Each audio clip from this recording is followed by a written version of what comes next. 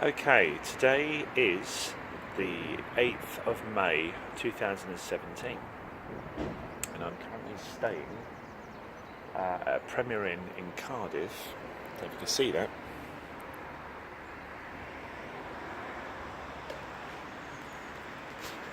Staying at a Premier Inn in Cardiff, which is about 10 minutes away from Cardiff Bay. I've never actually been to this particular bit before, so I'm not quite sure exactly the name of the Premier Inn, but that's all I know. It's about 10 minutes walk from there. Now, what am I doing in Cardiff when I haven't seen you for about a year and a half? Well, basically, I had this idea for some considerable time to come and see you unannounced. But what would happen was, the more I'd think about it, the more I'd wake up the following morning and think it was a very bad idea. So it never happened. But then one particular day I was talking to a customer at work who was aware of my situation, and she said that what would be a good idea would be to send a birthday card and a Christmas card to you every year, but send it to myself and leave it unopened, so when I get reunited with you, or if I get reunited with you later on, you can see that I've made the effort. But part of me didn't like that idea, because apart from the fact it's not really me, it's just the fact of just sending letters to yourself, and I don't know.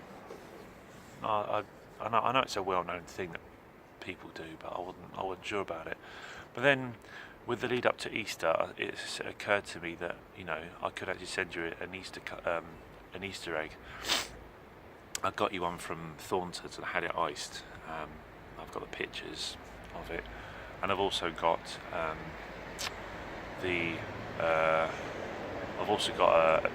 a copy of a signature of your mum signing for it. Now, at the time during Easter, I wasn't aware of this. According to you, because I saw you yesterday, you said you'd actually been on holiday for about 2 weeks in a caravan. You didn't know where you was, but it was a very long way away. I'm guessing you might have been with Xavier and Michelle, but I didn't press you for details, so I don't know where you were. But yeah, it turned out, as far as I know, you did receive the Easter egg, but I'm not 100% sure. Whether you were aware that it came from me or not, I don't know. Yeah, I had the idea of sending you an Easter egg instead of these cards that you send to yourself. And then I started thinking about actually coming up and seeing you, and the actual idea and feeling wouldn't leave me. I would no longer wake up the following morning and think it was an absolutely terrible idea. I just kind of felt that I need to come up and see you, and I needed to sort of get a hug from you, because I'd had a pretty bad sort of couple of years, and especially a bad sort of few months with my mum being ill, and she's been unbelievably poorly, and I've been so stressed out, especially with mum being in hospital over Christmas. That was just traumatic.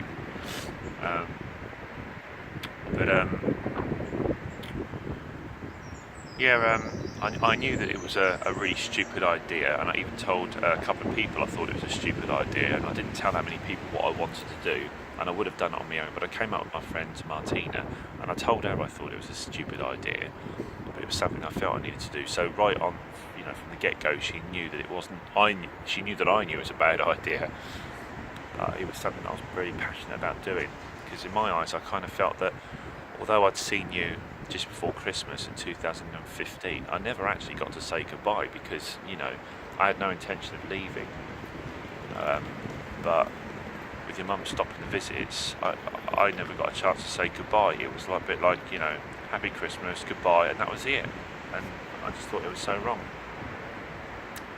So anyway, I thought to myself that the previous time I came up to Wales with Martina, it wasn't exactly the great experience for her. Like, her first time in Wales was basically just going to soft play to see you, and I thought, well, if I'm going to ask her to come to Wales with me, I've got to sort of accept the fact that I'm not going to see you for very long, but structure the rest of the trip, which is only like about one night around doing stuff with her. So what we did, we left my house on the 7th of May at about 7:30 in the morning, and we sort of arrived in Merthyr Tydfil, sort of Brecon Beacons, because it was something that I wanted to do, and I had planned on doing that with you and your mum in 2015, but because of the argument we had, it never materialised. And Brecon Beacons was something I wanted to do, and decided to do that with Martina instead.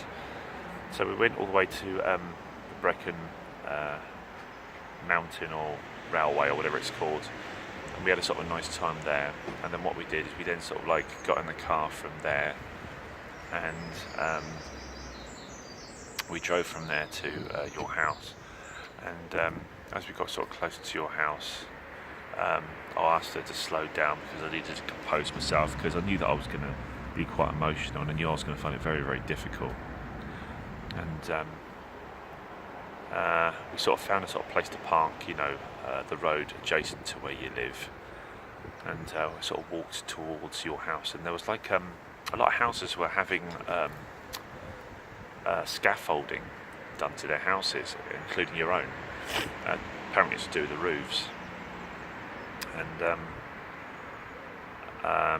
for where I was standing, I couldn't actually see anything. I couldn't see anyone playing.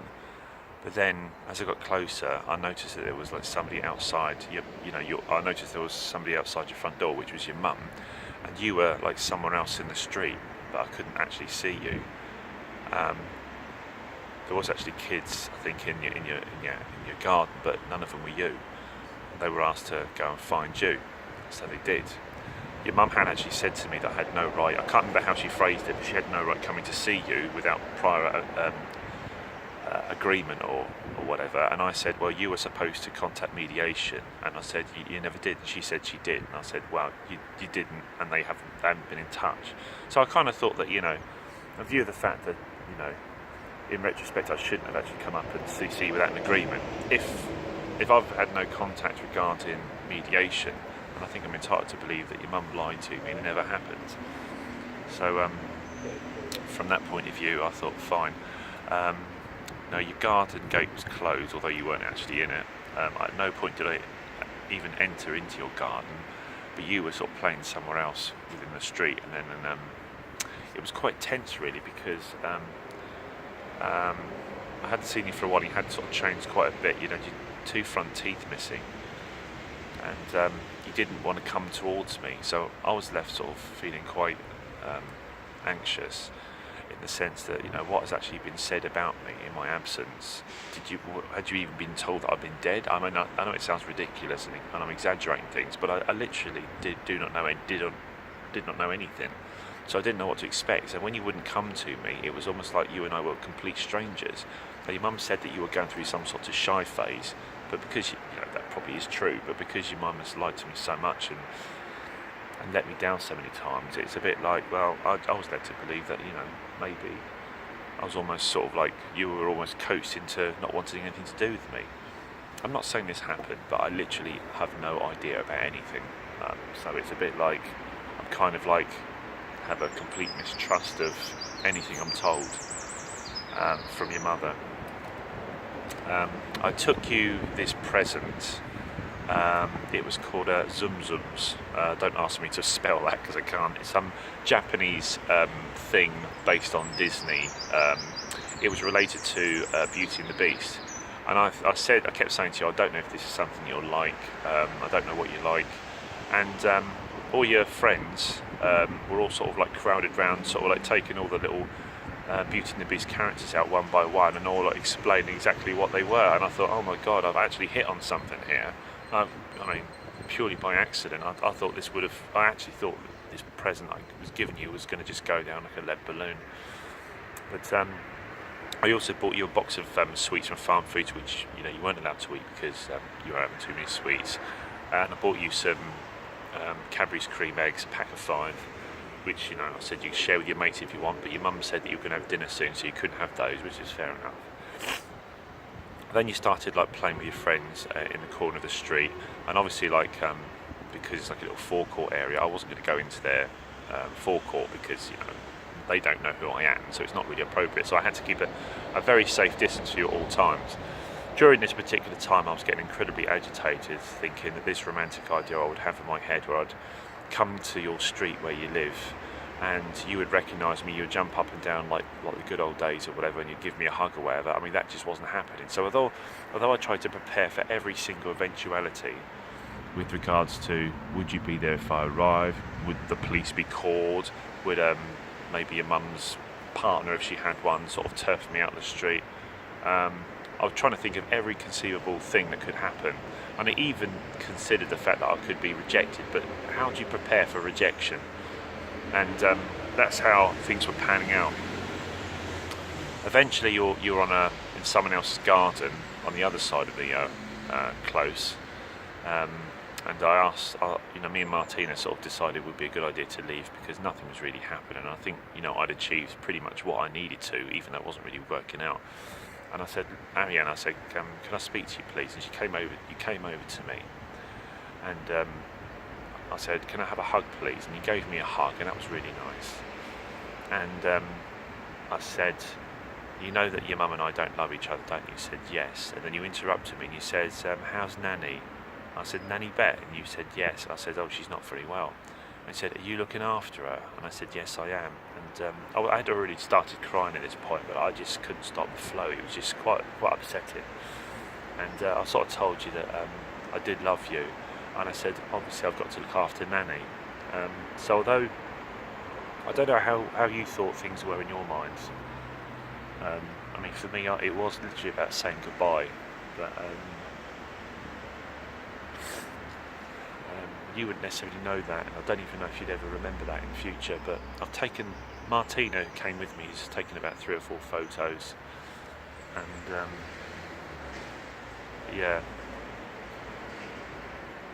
taken sort of a few photos, and hopefully what I've said to you, you might remember something, or you might even remember me being there. But I don't even know. It's the following morning after the event, and I don't know how I feel. I was crying a lot in the car on the way to this hotel where I am now, which I might add is 7 o'clock in the morning, and it's quite cold. It was really warm all day yesterday. Why the hell I've chosen to do this little blog for YouTube when it's freezing cold is quite beyond me. But Martina's asleep and she won't get up for several hours. And before you ask, she's not my girlfriend. She's my friend. We just happen to be trying to save money in the same hotel.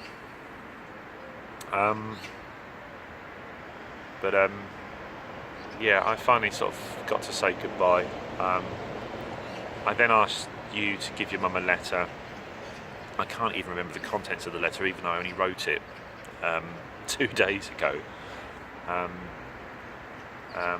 saying that I have no intention of causing any immediate disruption. I've got my own priorities with mum being ill. She was in hospital 3 times between September 2016 and Christmas, where it started off with her having a fall in her garden while nobody was around. I was actually abroad at the time, and then of course she was taken into hospital in November with some respiratory problem, which they never even said what it was when she came out. But when she came out, she still wasn't very well, and then she was taken into hospital again in December the following month and diagnosed with something called bronchiectasis, which is if you don't catch it early, you can die from it. But it does take its toll on you, and mum can hardly walk now. She's in a lot of pain. She gets about in a wheelchair, which is me pushing her around. My sister isn't of much use because, as I found out recently, she doesn't seem to have the strength to sort of push her any distance.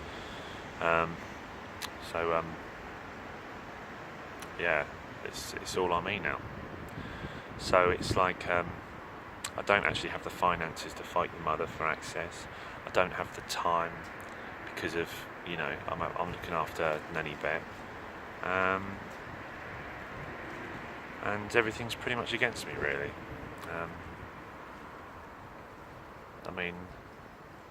I'm not a perfect person by any stretch of the imagination, but I do like to think there is a certain sense of substance behind me. I do like to think that I am quite an honest person, and I felt that I owed you. I've been chickening out of meeting you for so long because I just kind of thought, well, what's going to occur with your mum? What sort of drama is going to be created, which makes my life even more difficult than it already has been.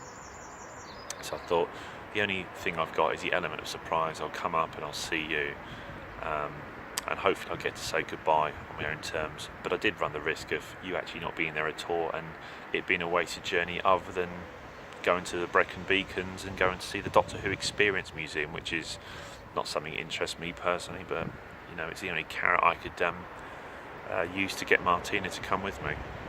But I know, like, I only saw you for a short period of time. The whole trip was really based around that, but I knew that because there was a strong chance I probably wouldn't see you. I would have to sort of find a lot of other things to do to eat up time during the time that I'm here. But I don't know, this might be the last video I do for a while.